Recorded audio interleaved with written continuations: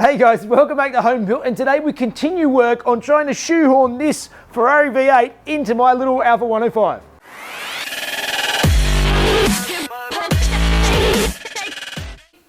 Okay, so one of the main challenges with any engine swap is trying to work out how to get whatever engine you are putting in the car to actually work with whatever components you are going to leave in the car. That might mean that you're using the engine and gearbox and diff out of another car and replacing it all, and you have to get a custom tail shaft to join up or whatever. In this case, because we are not using the gearbox, we have to come up with an adapter plate to adapt the Subaru gearbox to bolt up to the Ferrari engine.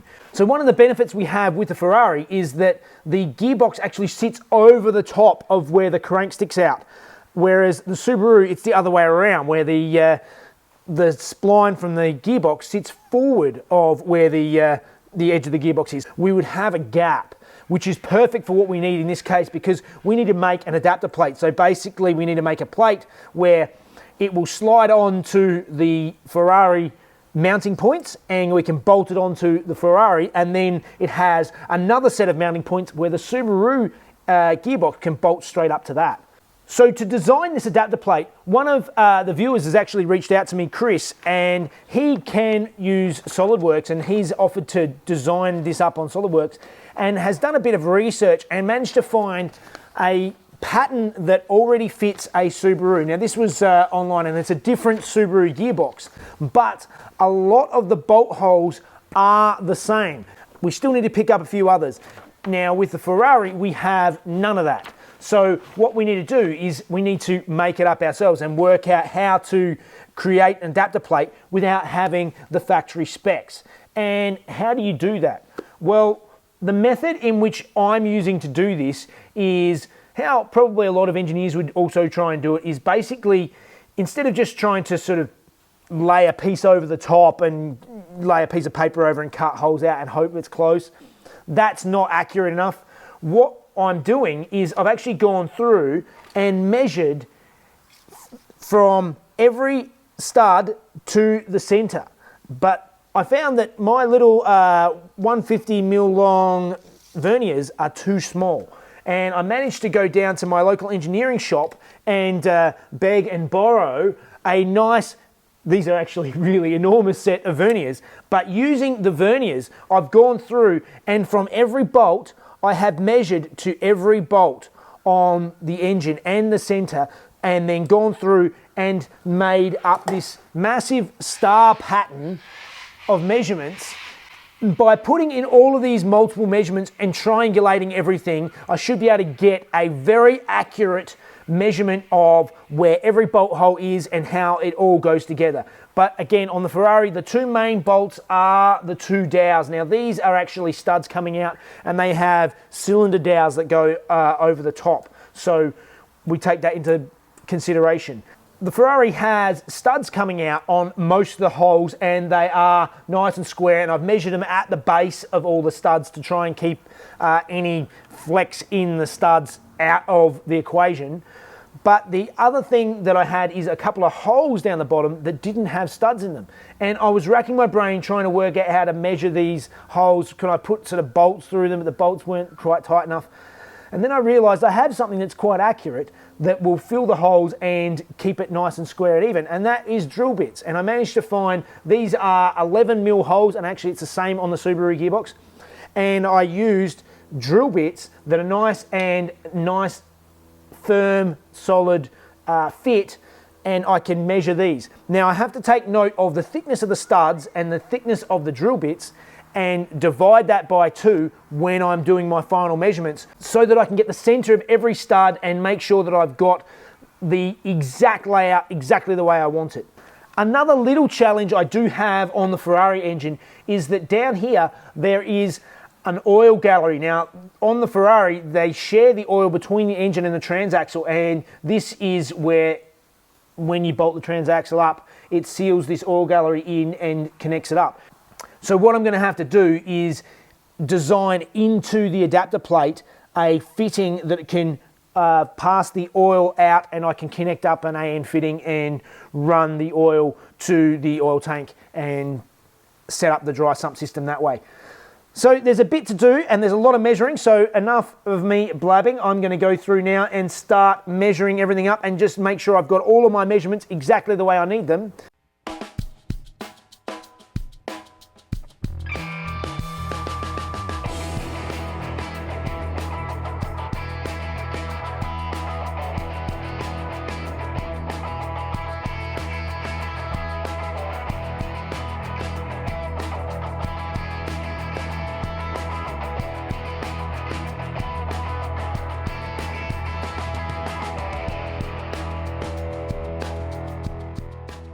That was a lot of measuring and my head hurts, but I think I've got all my measurements right now so I can start transcribing them into something that is actually legible instead of my horrible chicken scratches that I've done on here.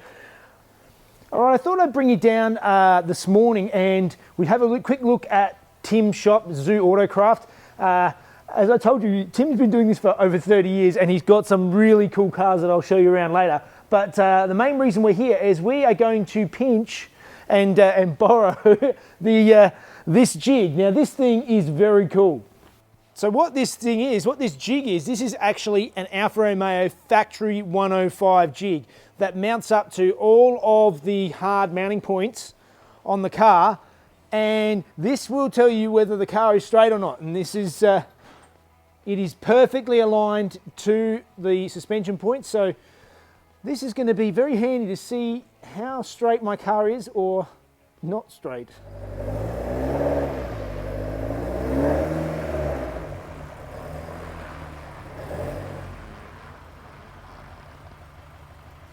So then we just have a quick look at some of the cars that Tim's been working on here. So this one is almost finished. It's actually running now. It's just got windscreens and little tidy up bits. This is a 63 101 1600. And it's a very nice little car. This was a complete bare metal restoration. The whole thing has been done all the way through. It's really beautiful little car. It's been modified a little bit. It's been hotted up a little bit. It's been what we call velocified, turned into a veloce if you like. You know? Up here we've got a Fulvia that's waiting for its turn to go. 1750 that's been worked on back here, all nicely painted and just getting reassembled. And even a 246 Dino, as you can see, another bare metal restoration, everything stripped right back. And this is the car that we were showing before with the jig on it, but this one here is probably the most special one. And you'd think, what is it, just a GT Junior? But no, this is actually a real GTA, 1600 GTA 1968. It's been a race car all its life. So this is all aluminium body. You can see that all the panels have been riveted on all the way down this gap here and over the water channels, all riveted body. All the windows are plastic. And interestingly, these cars had a sliding rear end, so the diff actually slides up and down, mounting on the center of that rack you see there. So that's a quick snapshot from here at Zoo Autocraft. So now I need to get home and see if I can actually get my car to fit on that jig. I'm not too confident, but we'll see how it goes.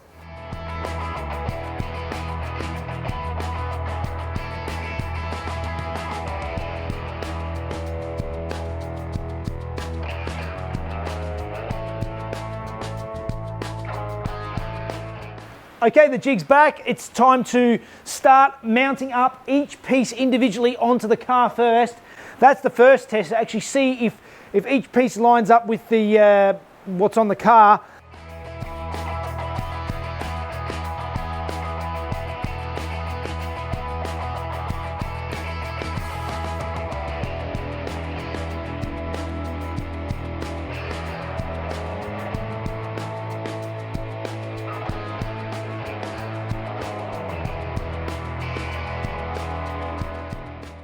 Alright, so the centre took a little bit of persuading to get it on, but it's not too bad. It seems like it's all bolting up okay. The two rears bolted up fine. They went on nice and easy. This front corner is not too bad. That seems to go on quite square. It's only this front left corner where there's an issue with the caster rod mount, which actually isn't a huge deal on this car. The rest of these all bolted on reasonably well, but now it's a matter of putting them all together and putting it all back down onto the jig and see if they actually line up on that, because that's the real telltale.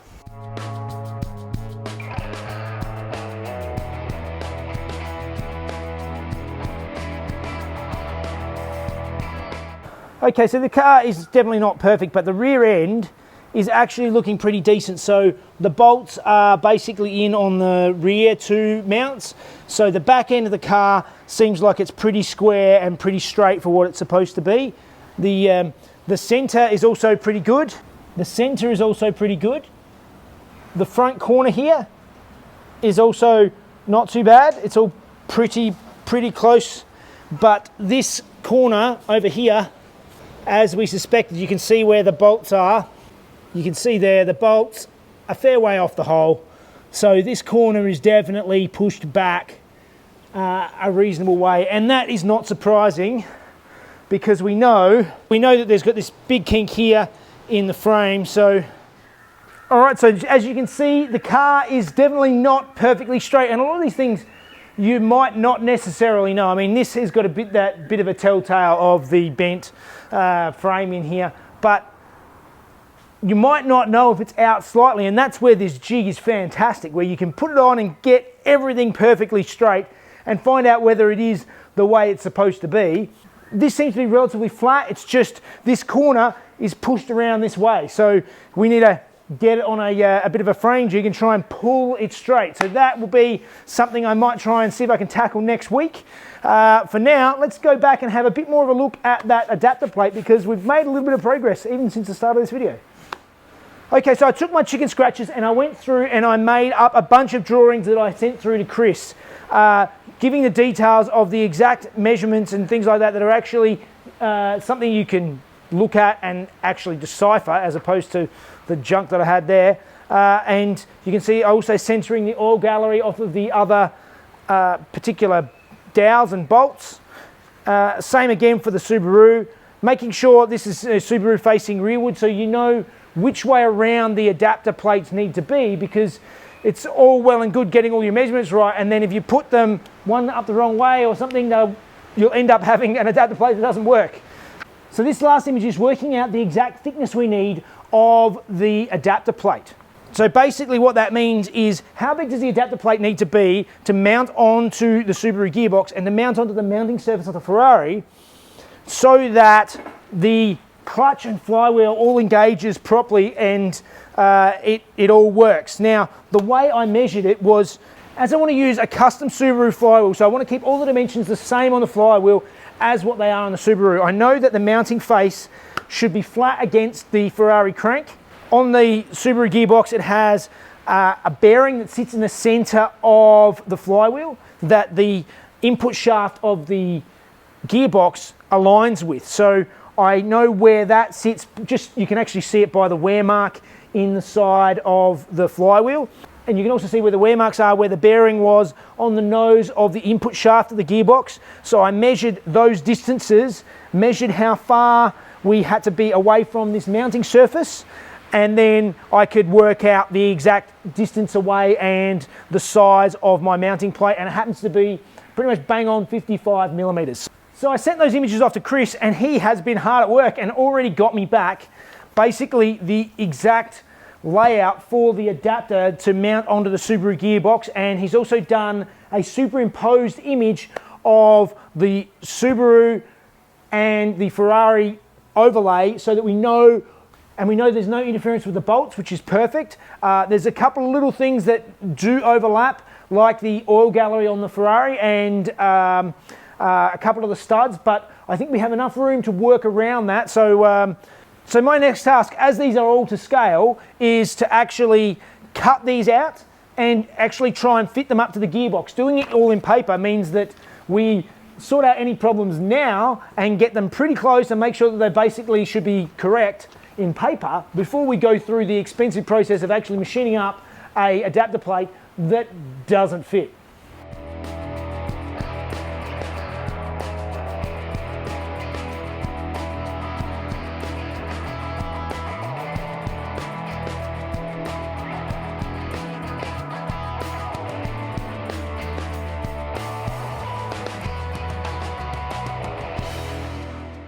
All right, so I'm quite happy with that. That all fits up quite nicely. All of the bolt holes seem to be in the exact right spot.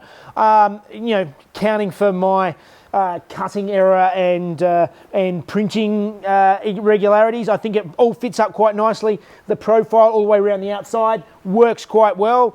So now it's just a matter of double checking the Ferrari one and designing up, Chris is actually working on it, designing up the adapter plate so that it actually can take that oil gallery from the Ferrari and sort of kink it over so I can get an AN fitting onto it, because after looking into it, it's actually the return, the low pressure oil return from the oil tank of the Ferrari.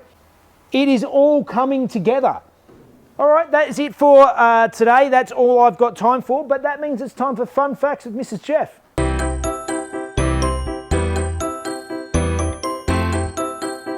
Hey guys, after World War II in 1946, a new class of racing emerged, Formula One. This new formula was largely based on pre-war regulations, which allowed 1.5 supercharged cars to race against 4.5 litre naturally aspirated cars. The first race was the 1946 Turin Grand Prix, seeing Alfa Romeo Alfetta 158s take out the top 2 positions. These single-seat race cars were powered by a 1.5 litre straight 8, with a Roots supercharger making 254 horsepower. Alfa went on to win 8 of the 20 races that year to Maserati's 9, but came back to dominate in 1947. The 1947 158 was bumped up to 300 horsepower and won 13 of the 32 races. In the 1948 Swiss Grand Prix, Alfarrari, one of the top racers of his time, lost control of his 158 and was killed. Alfa struggled against Maserati's dominance that year, and again in 1948 when they lost another driver, Jean-Pierre Vimille, who was killed during his practice for the Buenos Aires Grand Prix. All right, that was another week down, and I'm really happy with the progress we're making. I mean, I really want to get stuck in and start doing the work on the car, but I need to get it straight first, and then I can start doing some repairs and stuff. So it's going to be good. And the adapter Better do plate, it slowly but surely.